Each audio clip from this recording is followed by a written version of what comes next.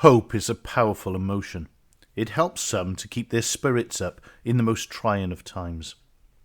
The dictionary would tell us that hope is a feeling of expectation and a desire for a particular thing to happen.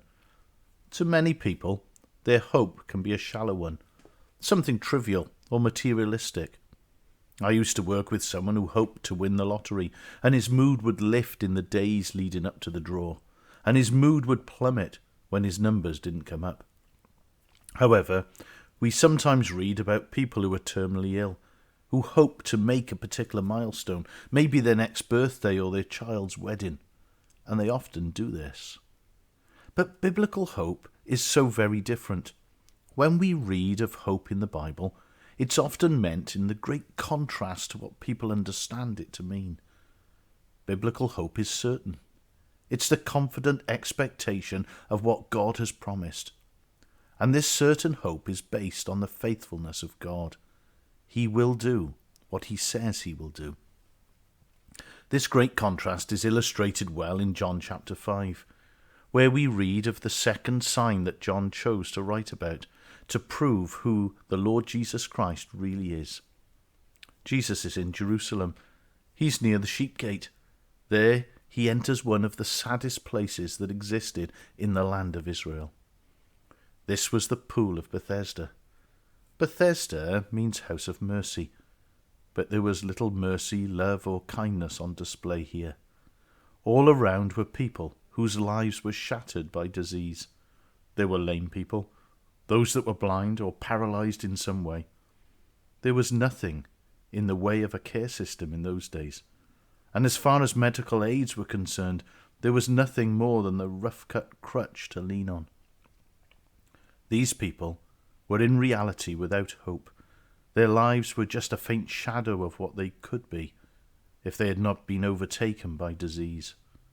Yet they were there because of a forlorn hope. They believed a story that was doing the rounds for many years. They thought that at random occasions an angel would come to the pool and stir up the waters. Then whoever was first into the water would be cured. This, I believe, is nonsense. God wouldn't work like that. But many had no other hope, and certainly no certainty of getting better. They just lay there, hanging on to this forlorn hope, with life ticking past. In fact, one man had been there for 38 years. He had very little quality of life. However, for him everything would change as the Lord Jesus entered the picture and asked him a simple question. Do you want to be made well? This would seem so obvious, of course. Of course he did. He knew he was in great need and would do anything to be made better. In fact, when he saw the water bubbling up, probably from some sort of underwater spring, he never got there first, but it would seem that he tried. The Lord Jesus said to him something that was quite astounding.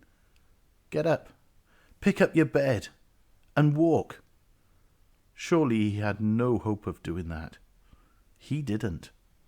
But because of who it was that said it to him, it was a certainty. The only thing that was limiting in that moment was the man himself. Would he have the faith to believe the words that he just heard?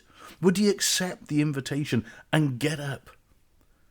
Immediately, the man arose, picked up his bed and walked. I guess he walked sedately out of the Pool of Bethesda, out of those porches. Then I imagine him skipping and jumping and running down the road. But you see, he put his simple faith in what the Lord Jesus Christ said. And when we put our faith in the Lord Jesus Christ and what he has done for us upon a cross, immediately our sin is forgiven, and we can have the absolute certain hope of being with him in heaven forever.